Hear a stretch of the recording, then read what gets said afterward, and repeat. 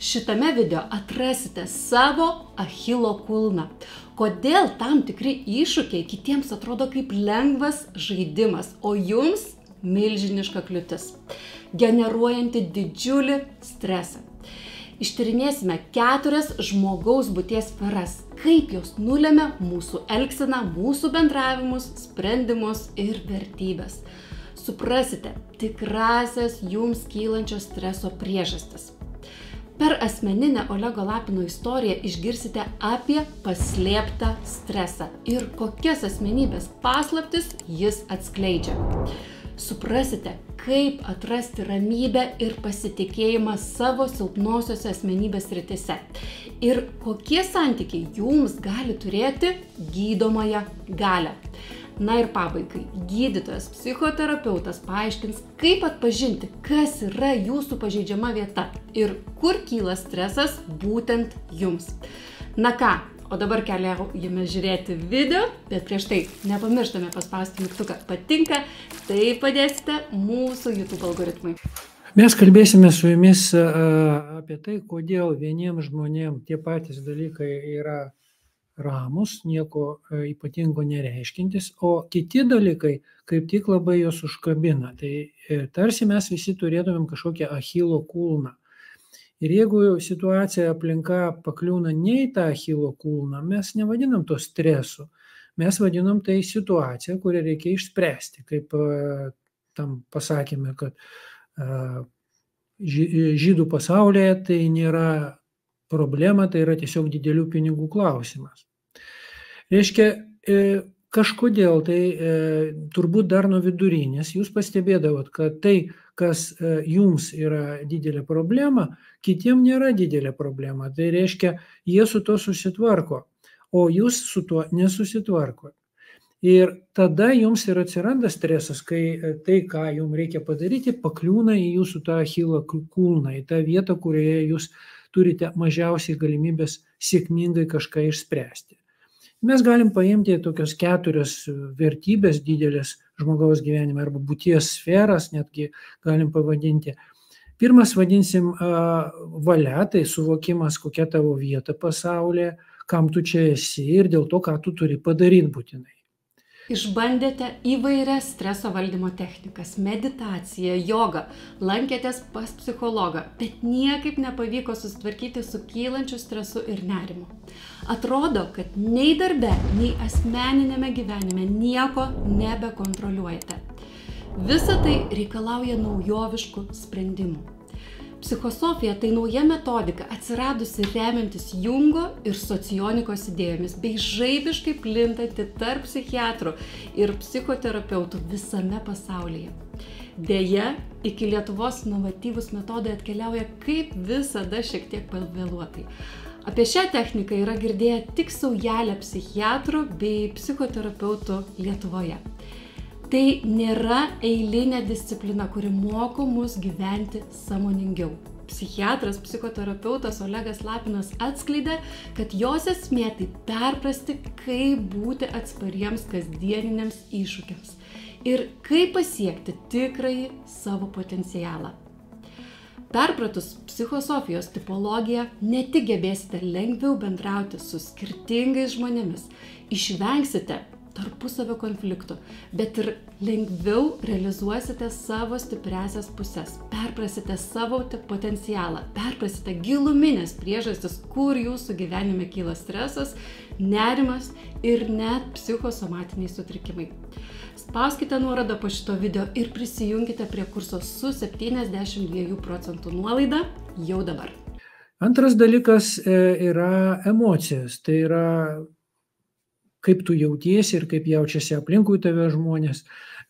Ir emocijos gali būti taip pat labai labai svarbi dalis to, ką mes vadiname rolė. Taip, yra rolių tokių šnapsorgų, taip, prie kiekvieno stalo yra rolių klounų, yra rolių aktorių ir yra rolių tokių, galima sakyti, labiau romantiškų, kada žmogus taip gyvena savo emocijomis, kad joms yra svarbiausia už visą pasaulį.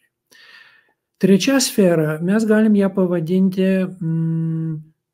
fizika. į ją įeis viskas, kas susijęs su mūsų kūnu, su žemiškais dalykais, tokie kaip tavo jėga, tavo sveikata, tavo namai, tavo uždirbami pinigai, viskas, kas yra materialu. Ir ketvirtas dalykas yra tai, kas turbūt būtų geriausiai pavadinti logika. Tai reiškia tavo žinios apie pasaulį, tavo supratimas, tavo koncepcijos. Taigi mes su jumis iš karto ir pasitikrinsim. Turbūt iš visų 4 dalykų, kuriuos aš jums pasakiau, kai kuriuos jūs galite pakartoti, ar ne? Tai vat pažiūrėkite, kokius iš šitų 4 dalykų jūs įsiminėt.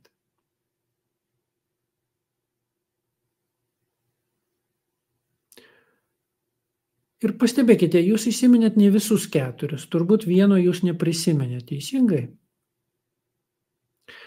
Vat tai, ko jūs neprisimenat, ir yra ta pati silpniausia funkcija. Jinai nėra pažeidžiama, tai nėra jūsų Achilo kulnas, jinai tiesiog greičiausiai nėra jums reikšminga.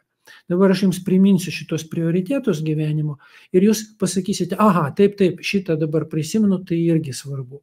Taigi, valia, supratimas savo vietos pasaulyje, emocijos, reagavimas į emocinį foną, mokėjimas sukurti emocinį foną, fizika, gyvenimas savo kūne ir visi materialiniai dalykai, įtraukiant ir pinigus, ir mokėjimą užsidirbti.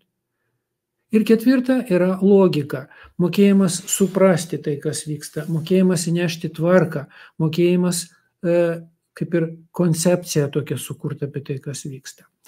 Tai vat tai, ką jūs iš šitų 4 palikote, išmetėt, greičiausiai jums nėra principinis dalykas. Ir šitoje vietoje streso greičiausiai jums ir nebus, kaip tik todėl, kad jums tai yra smulkmena. Tačiau jūs galite atrasti, kad iš šitų 4 dalykų viename iš jų jūs dažniausiai turėjot problemų.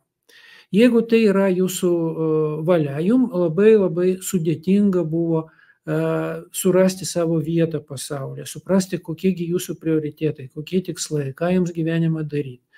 Jeigu pas jūs pažeidžiama vieta buvo valia, jums buvo labai sudėtinga galų gale pasirinkti, kuom dirbti, kokią specialybę pasirinkti, kur įstoti studijuoti, ką daryti po to, kai studijos baigtos. Jums amžinai tai buvo problema ir graužatis.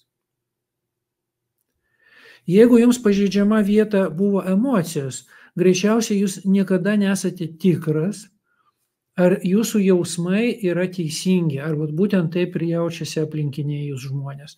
Ar būtent tokią emociją jie dabar transliuoja jums ir būtent taip reikia ją atsakyti. O galbūt ne taip, o gal jie tikisi kažko kito. Jeigu emocija yra abejonių sritis, jinai yra jūsų pažeidžiamesnė funkcija. Jeigu jūsų pažeidžiama funkcija yra fizika, jūs tikėtina, kad visą laiką turėjot problemų su tuo, kaip pagaliau pasijusti sveikam. Jūs labai daug gydėtės, jūs bandėte įvairius dalykus ir visą laiką būdavo ne iki galo, visą laiką būdavo ne tai, visą laiką būdavo nepakankamai. Jūs lyg ir gydydavotės, bet niekada gydytojai nepataikydavo į jūsų ligą. Jūs lygiai taip pat tikėtina, kad nebūtinai turėjo tokių pat problemų ir su kitais materialiniais dalykais. Pavyzdžiui, jums buvo sudėtinga įvertinti pinigai savo darbą. Jūs tai paimdavot per mažai, tai norėjot per daug. Taip pat jums gali būti sudėtinga tvarkyti praktinius klausimus, jums gali būti sudėtinga daryti remontą, taisyti automobilį, rinktis baldus. Taip, jums tai svarbu, bet jums niekada nepavykdavo padaryti tai taip, kaip jums norėjusi. Tada fizika yra jūsų pažeidžiamoji sfera. Ir jeigu jūsų pažeidžiamoji sfera yra logika, jums niekada nebūdavo iki galo priimtina tai, ką jums pasakoja mokykloje, universitete, taip kaip jums aiškina pasaulį internetas, knygos, mokytojai, dėstytojai, kiti žmonės. Jums visą laiką atrodo, kad, taip, lyg ir protinga, bet ne tai. Ir kamegi yra tiesa. Ir tas nuolatinis supratimas, kad tiesos galutinės nėra, labai smarkiai jūs žeidžia. Ypatingai šiais laikais, kai vietoj mokslo mes turim nuomonės. Taip, vietoj mokslo mes turim internetinių nuomonių įvairovę. Ir jeigu ten vienur rašo, kad Žemė plokščia, kitur rašo, kad čipus įdeda į mus, ketvirtoje vietoje rašo, kad tai yra nesąmonės ir vakcinos ir visa kita.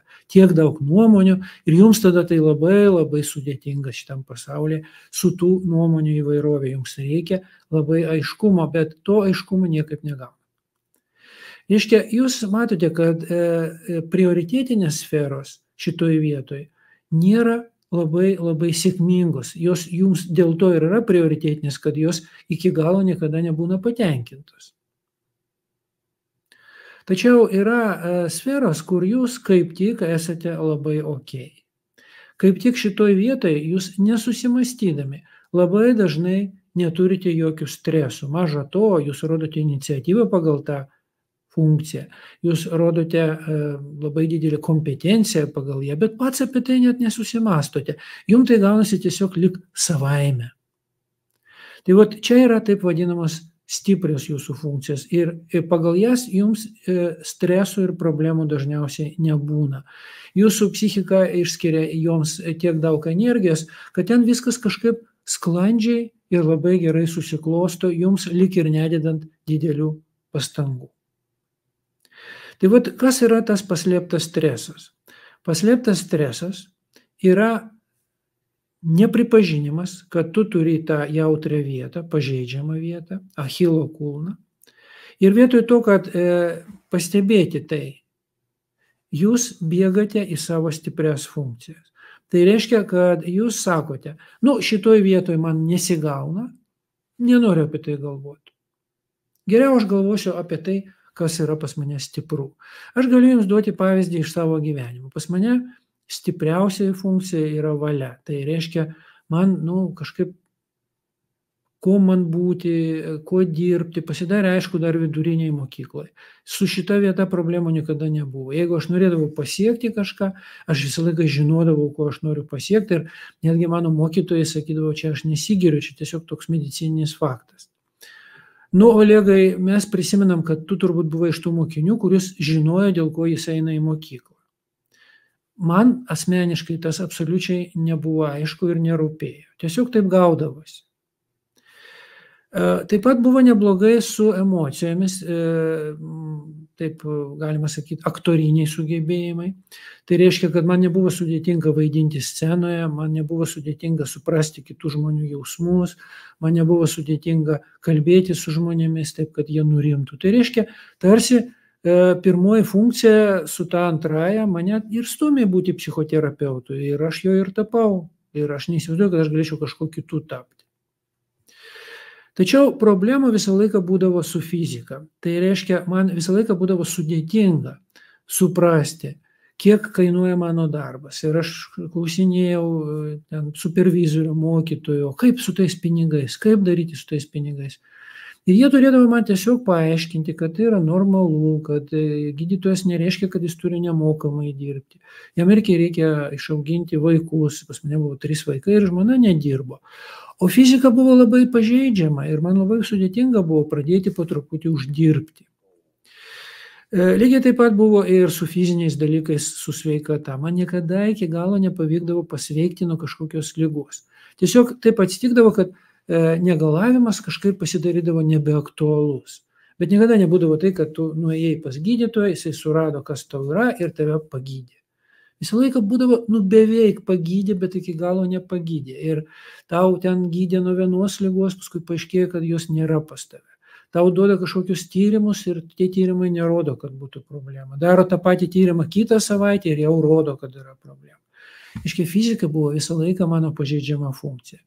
Ir ką aš pastebėjau? Aš pastebėjau, kad tada, kai man atsiranda problemų fiziniai sferoj, vietoj to, kad šitą problemą spręst, aš pradedu galvoti apie tai, ką aš turiu padaryti. Tai reiškia, mano galvoje atsiranda tokia frazė, tai kur mes einam, ką mes darom, ką tai reiškia.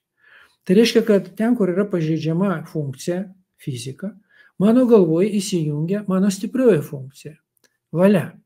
Ir jinai bando ignoruoti mano fizinės problemas ir sakyti, Olegai, nekreipkite į dėmesio, tu vis tiek su to nesusitvarkysi, tu geriau naudok savo valią, galvok, kokia tavo vieta gyvenime. Ar tai gerai? Tam tikra prasme tai padeda man išlikti savimi, taip nenuleisti rankų, nepralaimėti ir panašiai. Bet ar sprendžiasi mano fizinės problemas nuo to? Todėl paslėptas stresas dažniausiai ir yra tai, kas yra jūsų Achilo kulnas.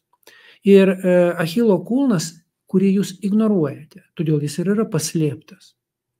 Ir jeigu jūs jo neignoruojate, jūs susitaikote su to, kad iki galo jūs šitos problemas išspręsti tiesiog neturite energijos, neturite jėgų. Tačiau tai nereiškia, kad jūs turite spręsti ją vieni. Pažeidžiamos funkcijos pas mus labai gudrios. Jos tarsi stumia mus ieškoti pagalbos iš kitų žmonių. Jos tarsi sako tau, kadangi tau šitoj vietoj nelabai gaudosi, tai tu nesidrovėk, nesigėdik paklausti kitų, kurių ta funkcija yra stipresnė, pagalbos ir patarimo. Ir jeigu pas mane pažeidžiama fizika, man labai padeda žmonės, pas kurios fizika yra aukšta. Tai reiškia, jeigu aš ten, tarkime, kai buvau jaunavedys dar, aš bandydavau viską namuose daryti savo rankomis. Kabinti pakabas, kabinti džiovyklą prie lubų, taisyti kraną, keisti kraną, karnizus prikalinėti, tapetus klijuoti. Negalima pasakyti, kad jie ten atsiklijuodavo iš karto ar nugriūdavo, bet aš pastebėjau, kad vis dėlto tai, ką aš padarau, nėra labai kokybiška. Ir tada aš supratau, kad man tiesiog reikia kviesti meistrus. Ir aš dabar taip ir darau, aš nesivarginu tai daryti pats, aš tada kviečiu žmogų, kuris gali tai daryti ir kuriam patinka tai daryti. Ir kuris jaučia tame savo pašaukimą. Ir šalia tokio žmogaus, taiga mano ta pažeidžiama fizika kažkur dingsta, aš pradedu jausti ramybę, pasitikėjimą. Tai šitoj vietoj labai neteisingas būtų požiūris, kad šitą savo pažeidžiamą vietą tu turi išspręsti pats. Jūs turbūt žinote, kad yra tokia ideologija, kad nekrauk savo problemų kitiems, spręsk jas pats. Bet tai yra netiesa. Todėl, kad pasiūlymas spręsti tai, kas pas tave nėra labai stipru, tai yra tolygu pasiūlymui žmogui be vienos kojos bėgioti varžybose. Ir dar sakyti, kad tai ir tavo iššūkis, tu turi išeiti iš komforto zonos, bėg. Todėl pirmas dalykas, ta jautrioji vieta, tas Achilo kulnas, jisai orientuotas į kitų žmonių pagalbą.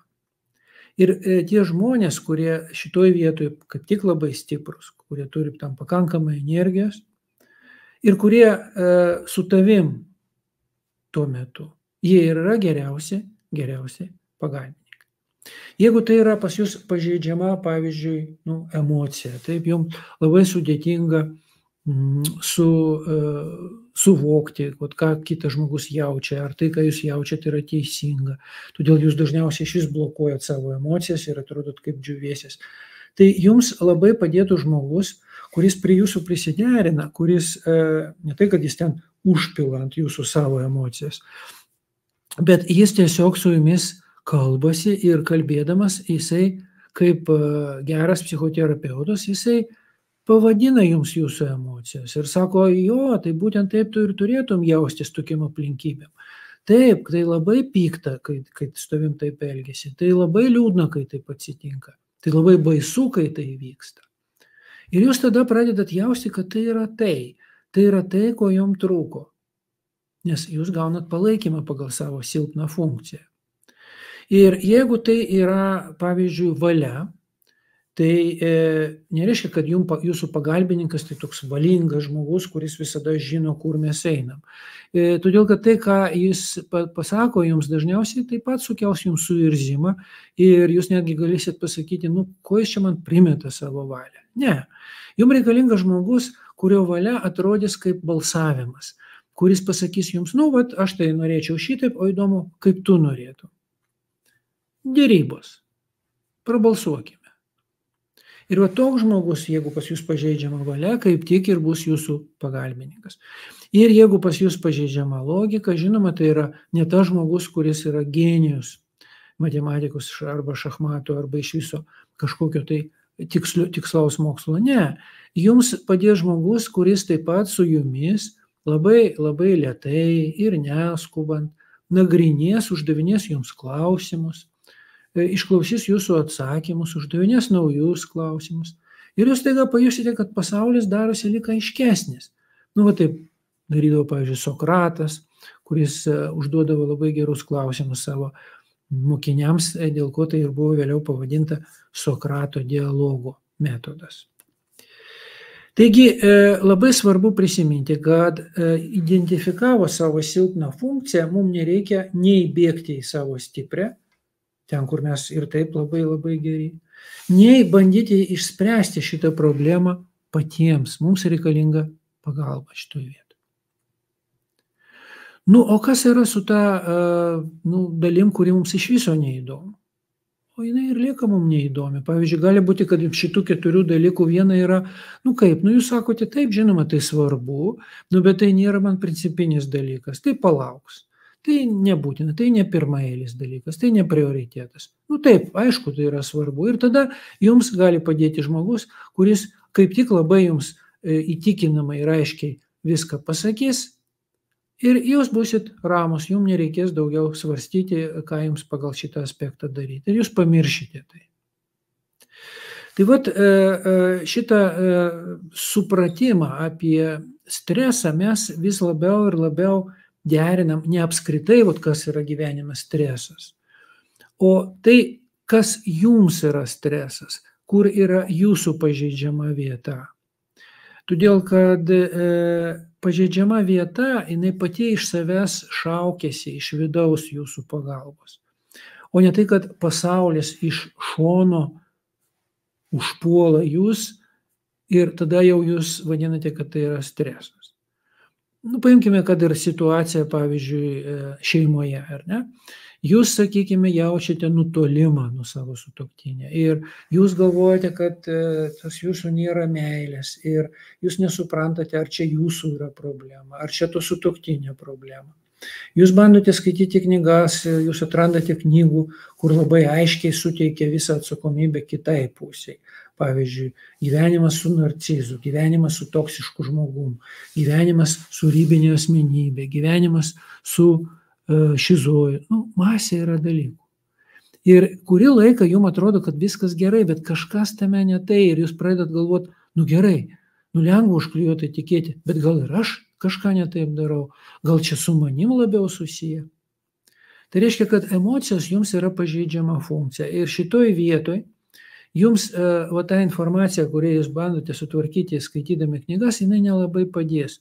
Jums reikalingas gyvas žmogus, kurio emocijos yra orientuotos į kitą žmogų ir kuris gali su jumis apie tas emocijas kalbėti.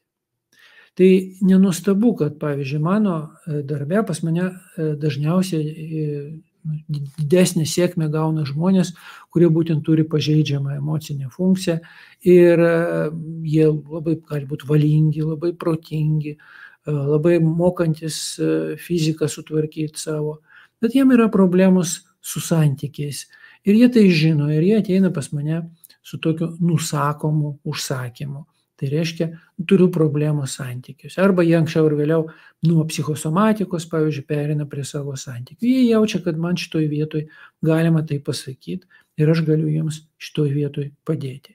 Bet aš tikrai nebūsiu geras konsultantas, sprendžiant, kokį automobilio variklį geriau pasirinkti arba kaip pigiau pasidaryti remontą. Šitoj vietoj aš esu pats pažeidžiamas ir man pačiam reikia konsultacijų. Sveikinu visus jūs, kurie pasižiūrėjo šitą video iki pabaigos. Atsidėkodami galite paspausti patinka mygtuką po šito video, ir palikti komentarą, kokią mintį išsinešite po šios paskaitos. Jeigu norite matyti daugiau panašių video, spauskite mygtuką prenumeruoti apačioje. O jeigu domitės psichologijos, saviugdos temomis, kviečiu jūs užsukti į mūsų puslapį www.psichologijoscentras.com. Ten rasite pačius populiariausius mūsų kursus. Labai rekomenduoju Jums pasidomėti Olego Lapino video kursu Psichosomatika – ligos, kurios prasideda galvoje. Šis 3 valandų trukmės video kursas skirtas žmogui, norinčiam įsigilinti į psichosomatines problemas, atrasti būdus padėti savo laiku, bei geriau suprasti savo emocijų ir kūno ryšį. Video kurse praktiškai išbandysite technikas emocijų išjautimui, autohipnozę, paradokso techniką, kurios padės geriau suprasti savo jausmus, perprasti savo kūno siunčiamus signalus ir įveikti perdegimą ir stresą. Na ką, šiandien tiek, o jeigu esate smalsūs, kviečiu dar nepabėgti ir užsukti į mano YouTube kanalą. Ten rasite 100 panašių video edukacijų santykių, psichologijos ir sveikatingumo temomis. Iki kitų kartų.